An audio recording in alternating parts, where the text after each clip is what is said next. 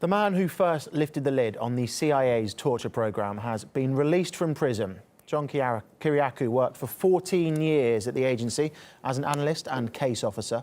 In 2007, he became the first CIA official publicly to confirm the agency's use of waterboarding. This is what Kiriakou told us 2 years ago about how he angered Washington. When I went on ABC News in December 2007, and I said that not only was the CIA torturing prisoners, but that the torture policy was an official U.S. government policy that was approved by the President of the United States himself.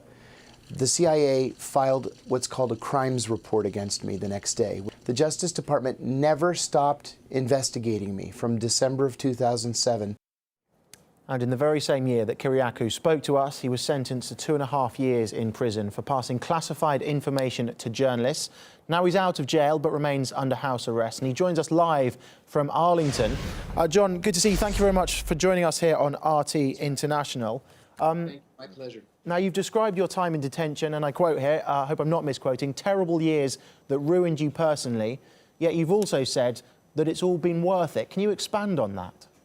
I really do believe that it was worth it. I'm proud to have played a role, however small, in the outlawing of torture in the United States. And to me, the past now is water under the bridge. I'm proud to have played that role, and it's time to move on and continue this fight for human rights and civil liberties. Well, let's just talk a bit about what you went through, if that's okay. You're currently writing a book about the conditions you encountered in prison. What were those conditions like for you?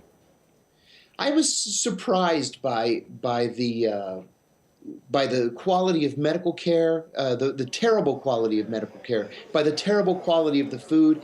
American prisoners aren't even fed human-grade food.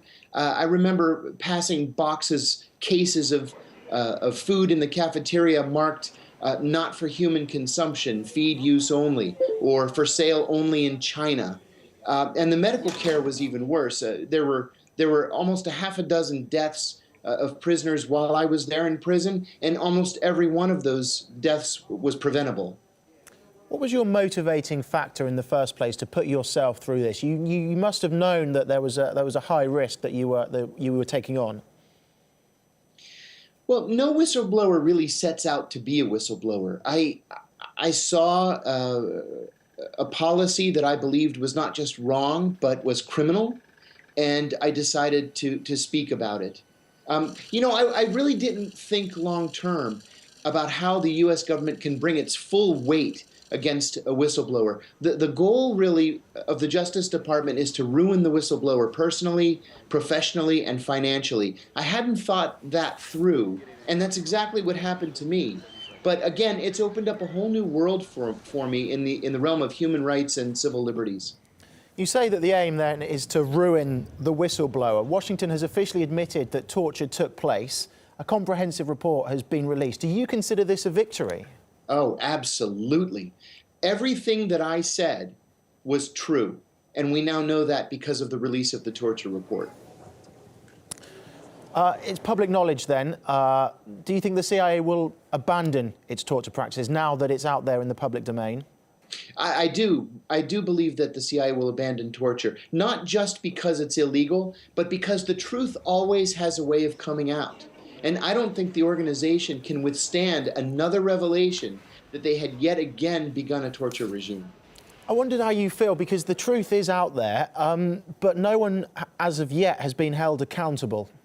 That's right. So, I mean, how do you feel about that? It's the great irony, isn't it? I personally feel that the Justice Department is hypocritical. To charge me for a crime, not just me, but other whistleblowers as well, Ed Snowden, Chelsea Manning, and others, and then to allow the torturers to go free. But what really bothers me is that there's no prosecution of CIA officers who obviously violated the law. Those CIA officers who were conducting interrogations in which prisoners were killed. I have no idea why there's no outrage and why those officers aren't being prosecuted. And well, you talk about that and the conditions that detainees are enduring, for example, in Guantanamo Bay at the hands of the CIA, have become, I suppose, somewhat of a recruiting tool for jihadists. Do you think that these practices have actually done more harm than good in this war on terror? I'm absolutely positive that that has been the case. We always seem to step in a mud puddle, so to speak, where it comes to things like interrogations or drone strikes or attacks on individuals. These activities always serve to promote terrorist recruitments. And, you know, when we first began fighting al-Qaeda in Afghanistan, we were talking about a core of just several hundred people. Well, now look at ISIS, which is sort of the next generation of al-Qaeda. We're talking about fighting something like 35,000 people. And I think that we've had a hand in that recruitment. How do you think that the US government's attitude to whistleblowers has changed? There's been a number of high-profile cases, including yours, over the last few years.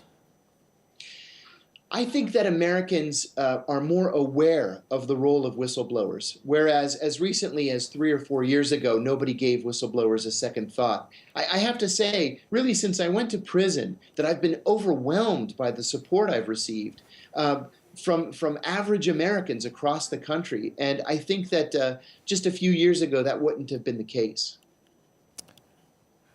Now, finally, after all that you've gone through, I have to ask you, would you go through it again? Would you blow the whistle once more? I would. I would do it again. As terrible as it's been, as difficult as it's been, I have a family that is rock solid in its support of me, and a family that knows right from wrong. Torture is wrong. I'm proud to have played a role in the end of torture as U.S. government policy, and I would do it all again. John Kiriakou, a former CIA agent, thank you very much for your time and joining us here on RT International.